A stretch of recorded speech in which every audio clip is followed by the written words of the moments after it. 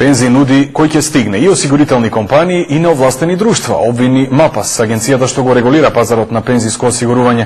Апелира граѓаните парите за доброволна пензија да ги даваат само во лиценцирани друштва. Доброволниот стол профункционира од јули, но интересот е многу мал. Недоволно граѓани самоиницијативно инвестираат пари за дополнителни пензии. Осигурителни компании и други неовластени друштва на граѓаните им земаат пари за дополнителна пензија. Регулаторот на пазарот МАПАС има сознание дека пензиски шеми продаваат многу компании. Во МАПАС, во Министерството за финансии и во друштвата се јавуваат лица кои што се во забуна и во заблуда, затоа што одредени субјекти им нудат разноразни пензиски шеми.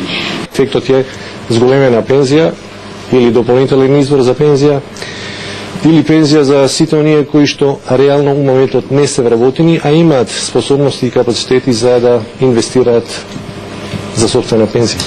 Во Словенија пензиската реформа почна пред 9 години. Сега таму има приближно половина милион осигуреници во доброволните фондови. Сепак рецесијата го погоди и овој сектор. Да е пришло туди дојде до краткотрајно замрзнување на уплатите од определени предпријатија, но некако се одбранивме од таа рецесија пред се со оваа законски определена инвестициона политика. Со реформата трет доброволен пензиски столб се обезбедува повисок приход на стари години за лица кои не се опфатени со задолжителното пензиско осигурување. Експертски став е дека со ова пензиско осигурување ќе се обезбеди раст на националните заштеди и ќе се забрза економскиот раст во земјата.